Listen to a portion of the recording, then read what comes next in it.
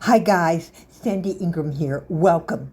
I'm sorry to bother you again today, but this could not wait. The Iraqi Prime Minister Mohammed Shia is calling on OPEC Plus to reassess the country's oil export quota. He argues that Iraq's current limits do not match its true production capacity and significant reserves. Now, from this complaint, we learn that Sudani is telling us that Iraq holds around 150 billion barrels of proven oil reserves, enough to provide for more than a century. And he believes that this wealth isn't fairly reflected in the official quota.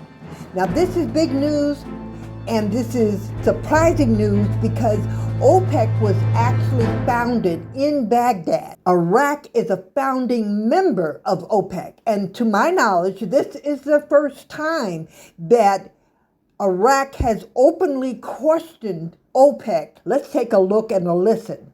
Iraq says it deserves a bigger share. Iraqi Prime Minister Mohammed Shia al-Sudani is calling on OPEC Plus to reassess the country's oil export quota.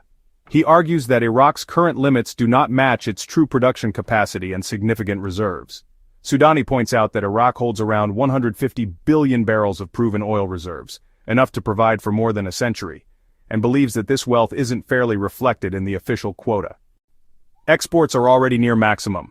Iraq is already pushing the limits of its export infrastructure. In August, the country exported about 3.38 million barrels per day, and forecasts suggest 3.4 to 3.45 million barrels per day for September, which almost reaches its current maximum export capacity. OPEC Plus strategy, curbing exports to maintain power. On the other side, OPEC Plus, which includes both OPEC members and allies such as Russia, has been carefully managing its output to influence global oil prices and maintain strategic control over markets. Since April, the group has collectively increased production by around 2.5 million barrels per day, yet it still keeps tight control. It's now considering whether to raise output even more, maintain current levels, or roll out cuts.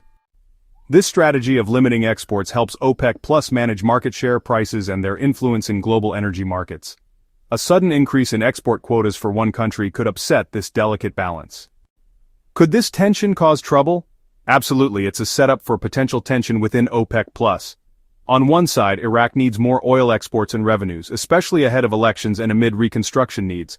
On the other side, OPEC+ seeks to limit supply to maintain global price leverage and dominance. If Iraq pushes too hard and OPEC+ doesn't accommodate, Iraq could feel economically constrained, which may lead to domestic pressure or friction among participants in the alliance. Conversely, if OPEC+ allows a big bump in Iraq's quota, it may undermine OPEC+'s broader ability to steer the market. Either way, disagreements over export limits could destabilize OPEC+ cohesion and impact global oil stability.